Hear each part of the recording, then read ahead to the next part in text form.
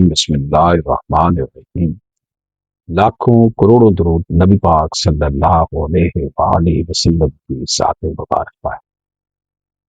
ناظرین کرام، YLR 2669/2025 یہ فیصلہ ہے جناب Lahore high court Rawalpindi bench کا۔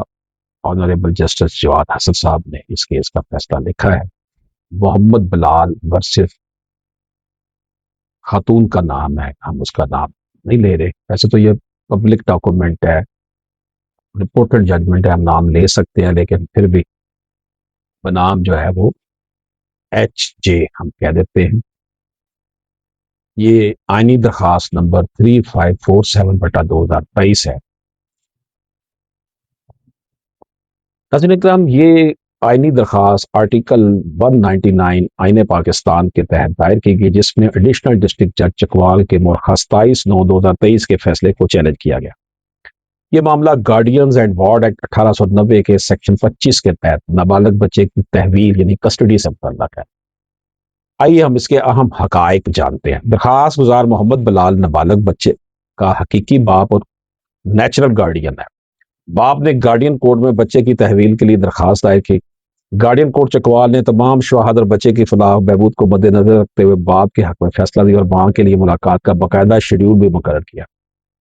ماں جو تھی اس نے اس فیصلے کے خلاف اپیل دائر کی۔ ایڈیشنل ڈسٹرکٹ جج چکوال نے گارڈین کورٹ کا فیصلہ یہ کہہ کر کالعدم قرار دے دیا کہ چونکہ ماں نے دوسری شادی نہیں کی، اس لیے کم عمر بچے کی تحویل باپ کو دینا تقریباً ممکن نہیں۔ باپ نے اس فیصلے کے خلاف لاہور ہائی کورٹ میں آئینی درخواست دائر کی۔ درخواست گزار جو باپ ہے، اس کے دلائل جو اس کے وکیل صاحب نے کیے وہ کیا تھے؟ ایپیلیٹ کورٹ نے بچے کی فلاح و بہبود کو نظر انداز کیا۔ باپ نے مضبوط اور ٹھوس دستاویزی شواہد پیش کیے، جن میں شامل ہیں حلف نامہ، تنخواہ کا ثبوت، اسکول فیس کارڈ، بچے کی تصاویر، جبکہ ماں نے صرف اسکول کا ایک سرٹیفکیٹ پیش کیا۔ باپ ایک معروف تعلیمی ادارے میں قرآن ٹیچر ہے اور بچے کو بہتر تعلیمی، اخلاقی اور معاشی ماحول فراہم کر رہا ہے۔ ایپیلیٹ کورٹ نے اس ہائی کورٹ کے پہلے حکم 9/2/2021 سیکشن 491 ضابطہ فوجداری کے تحت کی ہدایت کو بھی نظر انداز کیا کہ کیس کو بلا تعصب میرٹ پر فیصلہ کیا جائے۔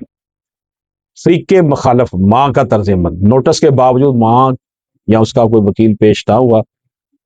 مورخہ 8/4/2025 کو ماں کو یک طرفہ قرار دے دیا گیا۔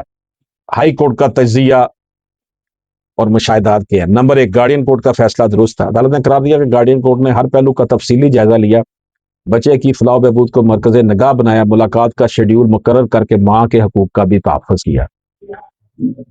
نمبر 2 جی، ایپیلیٹ کورٹ کا موقف غلط تھا۔ لاہور ہائی کورٹ نے واضح کیا کہ صرف اس بنیاد پر کہ ماں نے دوسری شادی نہیں کی، بچے کی تحویل سے باپ کو محروم نہیں کیا جا سکتا۔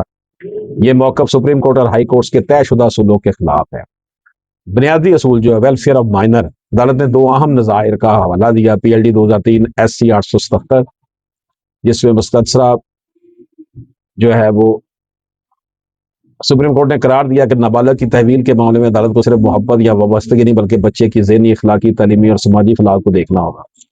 MLD 401/2025 Irfan Arshad versus Mrs Zainab Noor, عدالت نے کہا کہ اگر حالات اجازت دے تو ماں کو بھی بچے کی تحویل سے محروم کیا جا سکتا ہے، کیونکہ اصل معیار صرف اور صرف بچے کی ویلفیئر ہے، بچے کی عمر اور باپ کا۔ عدالت نے نوٹ کیا کہ بچہ 18/8/2018 کو پیدا ہوا، اب تقریباً 7 سال کا ہونے والا ہے۔ مسلم پرسنل لا کے مطابق 7 سال کے بعد نرینہ بچے کی تحویل کا باپ کو حاصل ہو جاتا ہے۔ CLC 382/2018 ستارہ اسلم ورسز فیملی کورٹ، اس میں فیصلہ تھا کہ باپ 7 سال کے بعد بیٹے کی تحویل کا حقدار ہوتا ہے، تاہم فلاح نابالغ ہمیشہ مقدم رہے گی۔ عدالت نے فائنل یہ آرڈر دیا کہ ایڈیشنل ڈسٹرکٹ جج کا فیصلہ قانونی طور پر ناقابل برقرار ہے۔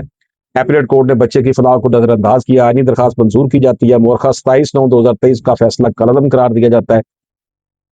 نتیجہ جناب کیا ہے؟ یہ فیصلہ واضح کرتا ہے کہ ماں کی عدم شادی بذات خود حتمی معیار نہیں، باپ کا حق تحویل ختم نہیں ہو جاتا، بچے کی فلاح و بہبود ہی سب سے بڑا فیصلہ کن اصول ہے۔ اجازت دیجیے، اللہ حافظ۔